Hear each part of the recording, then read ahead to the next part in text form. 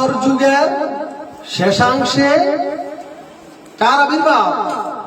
ভগবান শ্রীকৃষ্ণের আবির্ভাব না? না হয়নি? ভগবান শ্রীকৃষ্ণ দ্বাপর যুগে আবির্ভূত হয়েছে কি জন্য?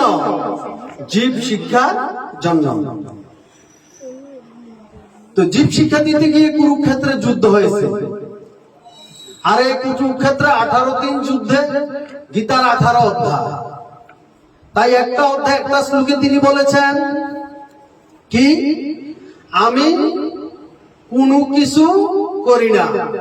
ভগবান শ্রীকৃষ্ণের কথা হলো, আমি কোনো কিছু করি না, আমি জীবকে দিয়ে কোনো কিছু করাই না। নিজে কোনো কিছু করে না, আমি কোনো কিছু করাই না। তাহলে কি জীব কেন এত দুঃখ দুর্দশা ভোগ করছে হে প্রভু? তো তার ভগবান শ্রীকৃষ্ণের কথা হলো, ত্রিগুণ দ্বারা মানুষ পরিচালিত হচ্ছে। কয় গুণ? ত্রিগুণ দ্বারা মানুষ পরিচালিত হচ্ছে। ত্রিগুণের দ্বারা মানুষ কর্ম করে, কর্ম ইন্দ্রিয় দ্বারা। ত্রিগুণ দ্বারা মানুষ কি হয়? পরিচালিত হয়। আর মানুষ কর্ম করে ইন্দ্রিয় দ্বারা। মানুষ ইন্দ্রিয় দ্বারা কর্ম করে, কর্মের ফল ভোগ করে।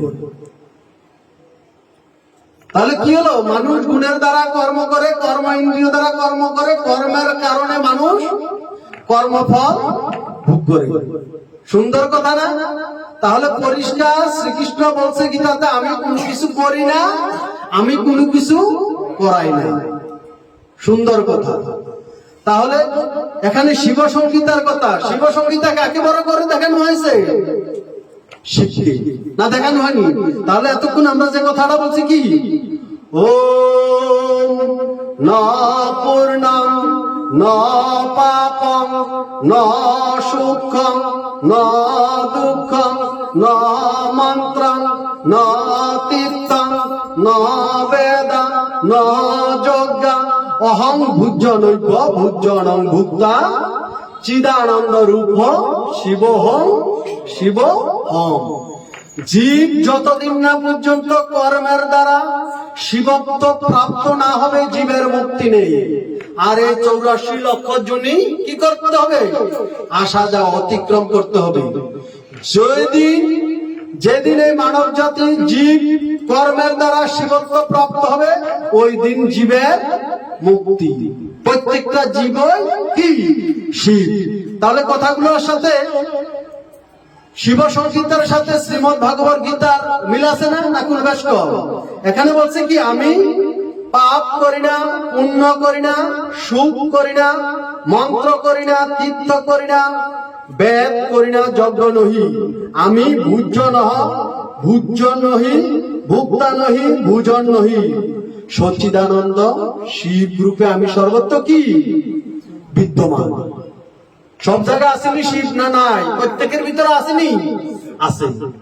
তাহলে শিব যদি থাকে, আমার শিব ঘুমিয়ে আছে, আমার শিব জাগ্রত। তাহলে জাগ্রত হতে হলে কি করতে হবে? গুরু গৃহে যেতে হবে, সৎ গুরুর কাছ থেকে দীক্ষা গ্রহণ করতে হবে, শ্বাসে প্রশ্বাসে গুরু নাম জপ করতে হবে। গুরুর আদেশ এবং নির্দেশ কি করতে হবে? পালন করতে হবে। গুরুদেব যদি নিজে ধ্যান করে, আমাকে ধ্যান কিভাবে করতে হয়, ধ্যান করলে কি দর্শন হয়, দেখিয়ে দেবে। গুরুদেব নিজে যদি প্রাণায়াম করে, প্রাণের শক্তি কিভাবে বৃদ্ধি পায়, তার শিষ্যকে জানাতে পারবে। শিষ্য প্রাণায়াম করলে প্রাণের শক্তি বৃদ্ধি পাবে। গুরু সঙ্গের মাধ্যমে, গুরু কর্মের মাধ্যমে তা প্রকাশ পাবে।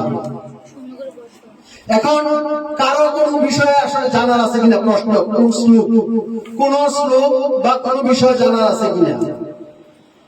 কেননা এটা আমার কথা নয়, একটা সাধকের কথা। গিরি সম্রাট গিরিজানন্দ গিরি মহারাজের কথা, সাধু সঙ্গ করার কথা, গুরু সঙ্গ করার কথা বালক বাবা আমাদেরকে নির্দেশ করছে তো এই ব্রহ্ম গীতিকা।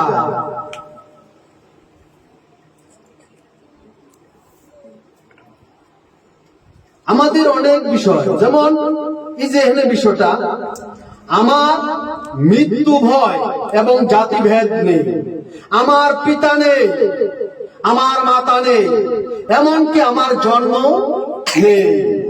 আমি বন্ধু, মিত্র, গুরু, শিষ্য নহি, সচ্চিদানন্দ শিবরূপে সর্বত্র বিদ্যমান। আমরা ই নিয়ে বিনিয়ে যে যত কথাই বলছি, সর্বশেষ মানব তার কর্মফল ভোগ করছে। আর সাধুদের সংসার নেই, সাধুদের বিষয় বাসনার প্রতি আকাঙ্ক্ষা নেই, সংসার নেই, তাদের দুঃখ নেই।